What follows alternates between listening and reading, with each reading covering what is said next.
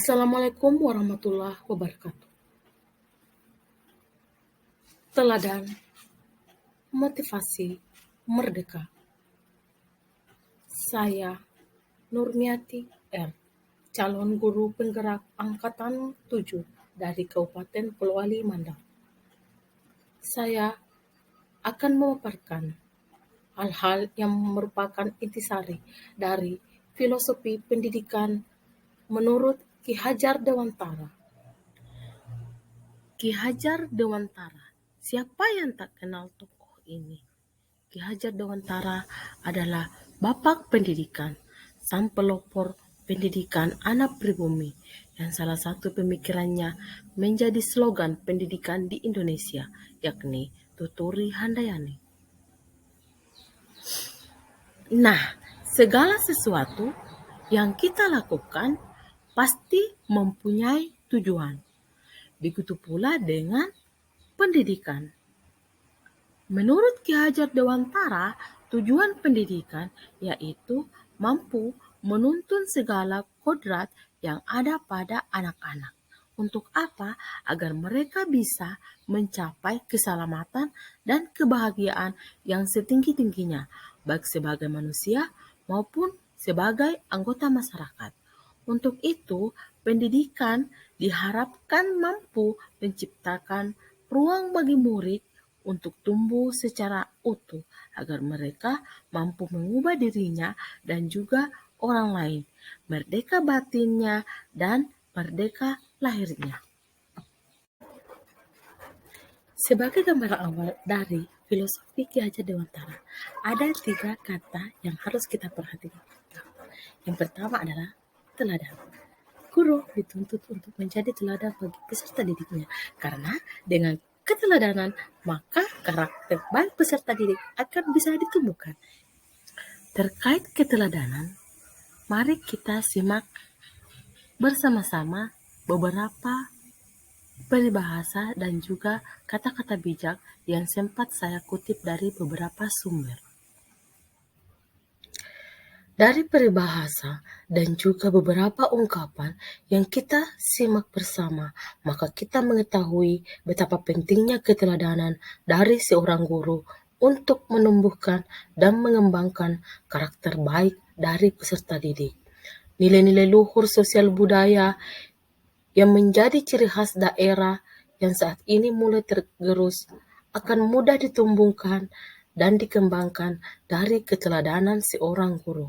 Sehingga dengan demikian, budaya-budaya asing yang mempunyai pengaruh negatif terhadap perilaku peserta didik kita akan terfilter dengan sendirinya karena adanya karakter yang sudah tertanam pada diri peserta didik kita. Untuk mengimplementasikan karakter baik ini pasti akan ada hambatan-hambatan yang akan dihadapi oleh seorang guru, terutama karena mudahnya mengakses pengaruh-pengaruh negatif dari TV dan juga HP. Tetapi dengan adanya ketekunan, komitmen, dan kerjasama yang baik antara guru dan orang tua, serta semua stakeholder yang berhubungan dengan pendidikan peserta didik, bukan tidak mungkin hal ini dapat dilakukan. Selanjutnya adalah motivasi. Siapapun itu, untuk memaksimalkan kemampuan yang dimilikinya dalam mencapai sesuatu, dia pasti membutuhkan yang namanya motivasi, dorongan dari orang lain yang akan membuat kita lebih bersemangat dan antusias, tak kenal lelah dalam bekerja untuk mencapai hasil yang maksimal sesuai dengan tujuan yang kita harapkan. Disinilah peran guru diperlukan. Bagaimana dia memberikan motivasi bagi peserta didiknya dalam menumbuhkan kemampuan-kemampuan yang dimilikinya untuk mencapai tujuan pendidikan. Kata-kata motivasi ini dapat kita lakukan dengan penyampaian langsung setiap kali memulai pembelajaran di kelas, ataupun dengan cara menempelkan poster kata-kata motivasi di sudut-sudut ruangan. Kita juga dapat menempelkan poster tokoh-tokoh atau pahlawan dari daerah kita masing-masing. Atau membuat bahan literasi, biografi singkat tokoh-tokoh yang berpengaruh yang dapat diakses dengan mudah oleh peserta didik di dalam kelas-kelasnya. Dan yang ketiga adalah merdeka. Merdeka dalam artian kita harus bisa menerapkan pendidikan yang berpusat pada peserta didik. Bagaimana menerapkannya? Ada 3 hal yang harus kita perhatikan. Hal pertama yang harus kita perhatikan adalah bahwa setiap anak itu dilahirkan dengan kodratnya masing-masing. Artinya, anak itu seperti kertas mainan gosok yang mungkin terlihat kosong, tetapi sebenarnya ada gambar di baliknya. Seperti itulah peserta didik kita. Dia memiliki keistimewaan, kekhasan, gaya belajar, bakat yang berbeda satu dan yang lainnya.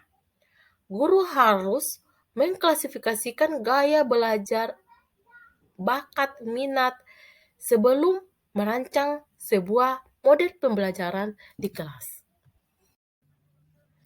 Setelah guru mengklasifikasikan peserta didik sesuai dengan gaya dan kekhasannya masing-masing, hal kedua yang harus dilakukan adalah memilih model dan mendesain pembelajaran yang tepat agar dalam penerapannya nanti di kelas, semua siswa dapat belajar sesuai dengan gaya belajarnya masing-masing.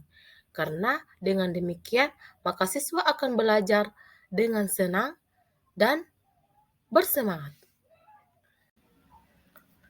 Dan yang terakhir yang harus diperhatikan dan sesuatu juga yang sangat penting adalah bagaimana merancang instrumen penilaian yang akan dipakai untuk menilai hasil belajar peserta didik. Tidaklah adil bagi peserta didik kita untuk menyamaratakan cara penilaian atau sistem penilaian yang satu dengan yang lainnya, karena mereka mempunyai kelebihan masing-masing. Untuk itulah dibutuhkan sebuah sistem atau instrumen penilaian yang adil bagi semua peserta didik.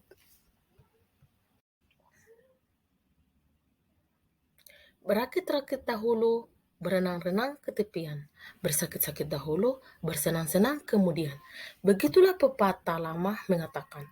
Artinya, segala sesuatu yang kita lakukan pasti ada rintangan. Tetapi itulah gunanya seorang guru berupaya menghadapi semua tantangan yang ada.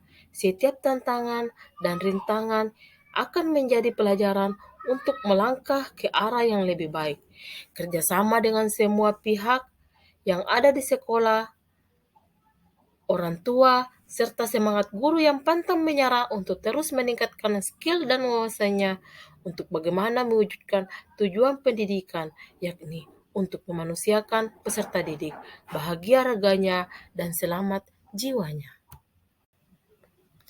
Mengakhiri slide ini, satu pesan dari saya, bahwa jalan kita masih panjang, akan ada kerikil-kerikil yang akan menghalangi jalan kita, akan ada duri yang menghambat perjalanan kita, tapi teruslah berjalan karena dengannya kita akan sampai pada tujuan kita. Marilah kita tergerak, bergerak, menggerakkan. Salam dari kami, Nurmiati R, calon guru penggerak dari SD Negeri 008 Taramanu, Kabupaten Polowali, Mandar.